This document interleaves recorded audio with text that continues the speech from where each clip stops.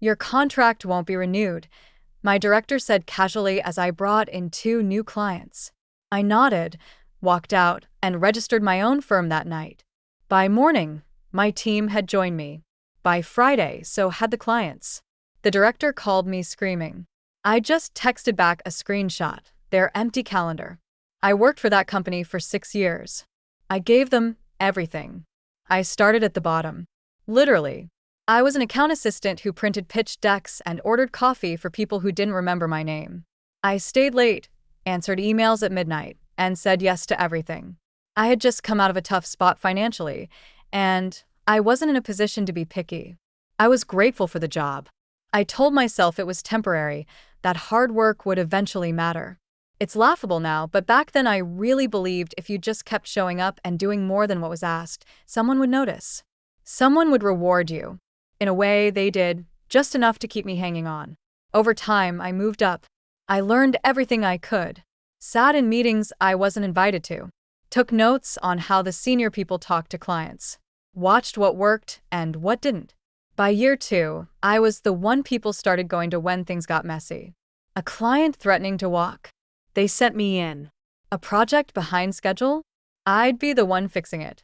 They kept me at the same title for a while, account coordinator, even when I was leading entire projects alone. It didn't make sense, but I didn't argue. I figured it was just politics and that eventually it would catch up. When they finally promoted me to account director, it felt long overdue. But it didn't come with much of a raise. I accepted it anyway. I told myself the title would open more doors. It did, but not the ones I thought. I started handling some of the company's biggest accounts. Clients asked for me by name. I had relationships they couldn't replicate.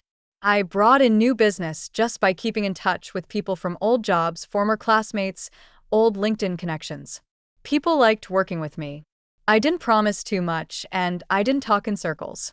That's when the jealousy started. At first, I didn't see it for what it was. Just subtle digs in meetings. People taking credit for my work. My director, Marcy, started looping herself into my client emails. Then she'd go to meetings without me, repeating things I had said to clients like they were her own ideas. It was small things at first, and I brushed it off. I didn't want to be paranoid. But after a while, I couldn't ignore it. She started stepping in at the last minute when deals were about to close, then claiming the win in front of the rest of the team. I'd be watching her on Zoom talking about our strategy for a client she hadn't touched in months. I'd be sitting there wondering how long I could keep doing this without snapping. I brought it up once to HR, just casually, trying not to seem like I was causing drama. I said something like, "I feel like some of the wins on my accounts aren't being acknowledged correctly." They smiled politely and told me I was so valued. That was it. So I stopped trying to be liked. I just kept my head down and made sure my work couldn't be denied. Then came the Tuesday. I just landed 2 major clients, real ones. Not fluff or small retainer accounts. These were high-value, long-term contracts. I'd been working on them quietly for months, doing calls at night, customizing proposals myself. I didn't even loop in Marcy until the paperwork was nearly signed. I wasn't hiding it. I just didn't want her swooping in again. The contracts were signed over the weekend. I walked into the office that Tuesday, ready to hand them over and start onboarding. I thought it was going to be a good day. I walked into her office, said, "Hey, got some good news," and handed her the contracts. She didn't even read them. She just said, "Thanks. Also, just so you're aware, your contract won't be renewed after this quarter." She said it like she was reminding me to update my email signature. I just stood there, holding a folder with over $1 million worth of new business. I remember my mouth going dry. She didn't explain. She just stared at her screen, tapping at the keyboard. I said, "I just brought in 2 major accounts." She said, "It doesn't change the direction the company is going." That was all she gave me. I don't remember walking back to my desk. I just remember sitting there for an hour, completely numb. Nobody knew. Nobody came over. I packed slowly, left a few things behind.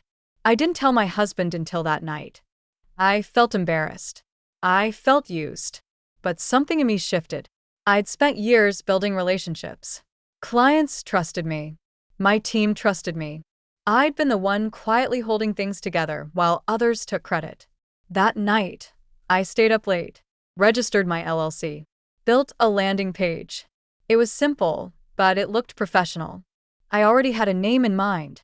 I'd saved it in my notes app 2 years ago during a bad meeting. I think part of me always knew this day might come. At 2:30 a.m., I sent 3 emails.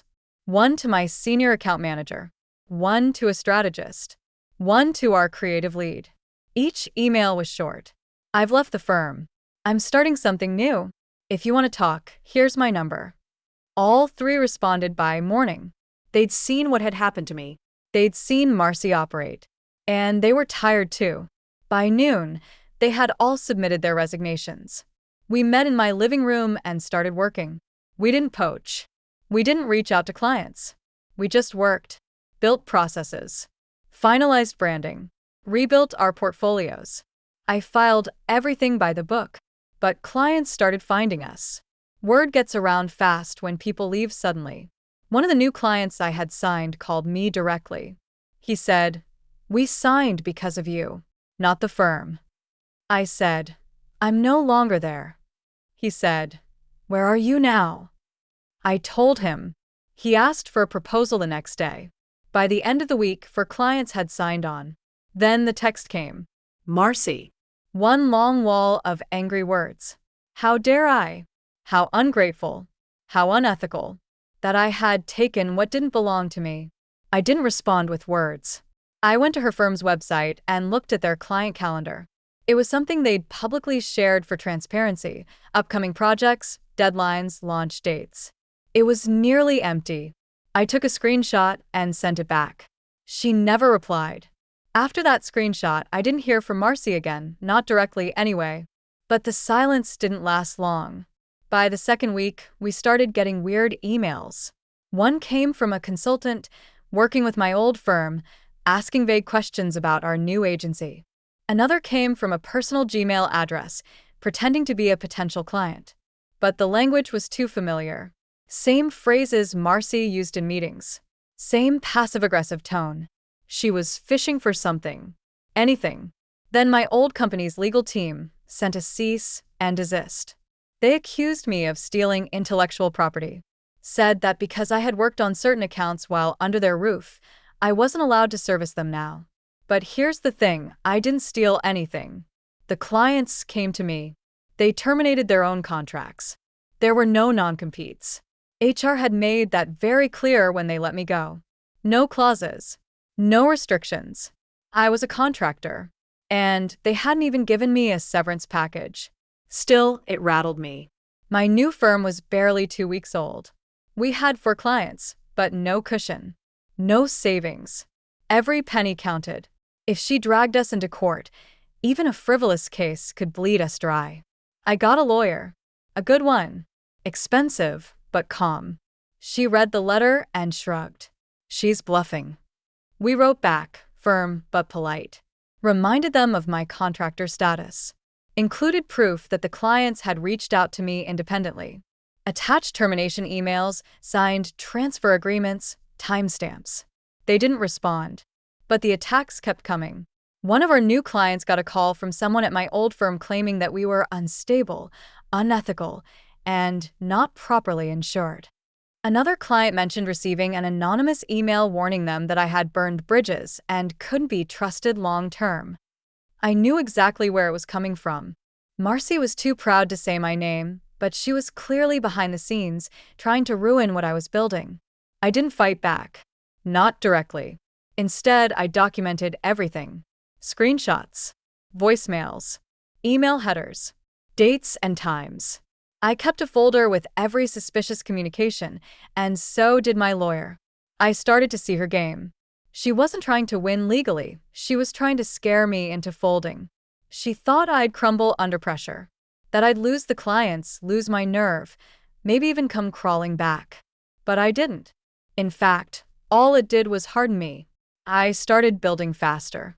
I worked 16-hour days. Brought on a freelance PR rep to help us polish our image. Started a soft campaign on LinkedIn highlighting client wins and sharing stories, carefully worded, never mentioning my old firm, but making it clear that we were growing fast. People noticed. Then someone from finance called me. A former coworker. "I don't know what you did," she said, "but the place is a mess. Morale is gone. Marcy's freaking out behind closed doors. She fired 2 more people last week." Apparently, after I left, clients started asking questions. Why did she let me go? Who was handling their work now? The truth started leaking out. Marcy had no real relationships with these people.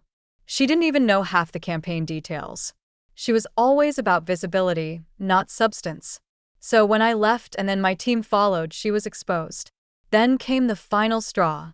3 weeks in, I got an email from one of the firm's biggest legacy clients.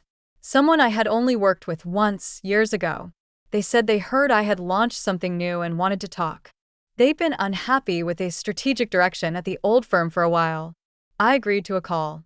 They signed with us that same week. It wasn't just about money anymore. It was about who people trusted. And it wasn't her. Marcy wasn't just losing clients. She was losing the narrative. So she did something I didn't expect. She filed a complaint against me with the Professional Regulatory Board, claiming I had violated industry ethics by soliciting clients while still under contract. She was trying to ruin my reputation. It didn't work, but it forced me to lawyer up again. More money, more stress, more wasted time. But we fought it. We sent every timestamp, every document, every shred of proof. Eventually, the complaint was dismissed. But the damage was done. My name was now loosely tied to an investigation, and even though I came out clean, some people had already heard whispers. I started losing sleep. I kept thinking, what if she keeps escalating? What if she sues me for something else? What if she finds a way to make one thing stick?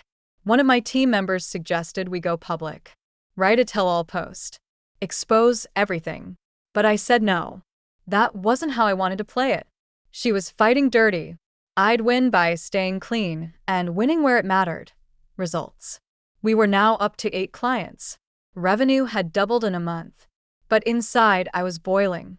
She had humiliated me, tried to destroy me, and she still hadn't paid for what she did. Not really. Not yet. 3 months in, I thought the worst was over. The firm I started was stable. Clients were happy. We were hiring. I was sleeping again, sort of. The panic had faded, replaced with a kind of cautious momentum. Every time I onboard a new client, I'd wonder, is this the one she'll try to ruin too? But nothing came. No more legal threats. No more strange emails. Marcy had gone quiet. I assumed she'd finally backed off. Maybe someone on her board told her to stop. Or maybe the losses were too big to keep pretending it wasn't her fault. Then I got a letter in the mail. Not legal, personal. No return address, handwritten envelope, weirdly formal cursive. Just 1 page inside. It read, "You don't know the damage you've caused. You think you're innocent, but you'll see." No signature. Just that. I didn't know if it was from her, but I knew the tone. The self-pity disguised as moral high ground. It was her style, always playing victim after she burned the bridge. I showed it to my lawyer. She said it was creepy, but not actionable. Told me to keep documenting. I didn't want to be paranoid, but something about it wouldn't leave me alone. So I asked a friend, someone I knew from back in my early assistant days, now working in recruiting, to find out what was going on at my old firm. What she told me changed everything. Apparently, Marcy didn't just lose clients. After I left, 2 more senior staffers resigned unexpectedly. One took a huge legacy account with him. Apparently, the client refused to renew unless he was still managing their campaigns. She lost that account too. Then it got worse. She'd been lying to the board about revenue projections, claiming the dip was temporary, that reacquisition strategies were in place. But there were no strategies, just empty talk and ghosted clients. The board caught on. 2 weeks before I got that anonymous letter, she was removed from her director position. Not fired, technically, but restructured. She was moved into a non-client-facing role. No team, no authority, no real projects. Just a desk, a title, and silence. Her LinkedIn made it sound like a strategic pivot, but internally, everyone knew she'd been sidelined. And here's the twist that really got to me. She had tried to pitch my firm's old clients on a new consultancy she was secretly building. A side hustle, using a new name, soft launches, whisper campaigns. She thought she could poach back what she lost. But no one bit. Not one. One of those clients even told me directly. She reached out to us, said you were unstable, told us we should reconsider. We told her no thanks. That's when I understood. She wasn't just angry because I left. She was angry because she tried to copy what I built and failed. I didn't even need to destroy her. She did it herself. But I still wasn't done. Not because I wanted revenge for its own sake, but because people like her keep landing on their feet. They get cushy rebrands, glowing LinkedIn posts, and some new victim to manage. So I waited. I kept building. I kept quiet. Until the next opportunity came, and it did. Something she never saw coming. It happened a year later. We had just crossed a milestone, $3.2 million in annual revenue, 10 full-time employees, 15 clients, all long-term contracts. No debt, no funding, all ours. I hadn't thought about Marcy in a while. But then one day, I got an email from an industry conference organizer. One of those glossy leadership panels where people talk in circles and pretend it's mentorship. The kind that feeds egos more than it helps anyone. They asked me to speak. I almost said no, but then I saw the speaker list. Marcy's name was on it. She was listed as founder, independent consultant, organizational strategy. So, I said yes. The event was in Chicago. I flew in with my new operations lead and our designer, who also handled social. I didn't tell them the full story, just said I had a talk to give and I wanted our branding to look clean. They didn't need to know everything yet. I walked into the green room, and there she was. Marcy. She turned, looked right at me, and her expression didn't change. Not surprise. Not shame. Just that same brittle, performative calm. Like nothing had happened. She said, "Oh, you're here." I said, "Yep." She nodded once, looked down at her phone, and walked away. No apology. No small talk. Nothing. My panel came after hers. She spoke to a half-full room about the importance of retaining top talent during periods of transition. I sat in the back and watched her use buzzwords like armor, heard her talk about leadership resilience like it was something she had invented. The audience nodded along. They didn't know who she really was. Then it was my turn. I took the stage. My talk was titled, How to Lead After You've Been Discarded. I didn't name her. I didn't mention the company. I just told a story. The facts. How I was let go while bringing in business. How I built something better in silence. How people followed, not because I begged, but because they believed. How sometimes revenge isn't a plan. It's just the natural outcome of someone else's arrogance. I kept my voice steady. No dramatics. Just truth. The room was full. People leaned in. Some took notes. Afterward, I walked off stage to a line of people who wanted to shake my hand. 2 said they had been through something similar. One was crying. Another asked if we were hiring. I didn't look for Marcy. But my designer had caught a photo. Just one. Taken mid-speech. In the background, near the side door, you could see her, standing in the wings. Alone. Watching. Later that night, someone forwarded me a LinkedIn post. Marcy had taken down her consultant title, changed it to currently exploring opportunities. A week later, her website disappeared. That was it. No explosion. No lawsuit. No public disgrace. Just silence. Emptiness. Like the calendar I once sent her. I didn't need to destroy her. She built the fire. I just stopped putting it out. And in that space, I built something she never could. Trust. That's what really lasts.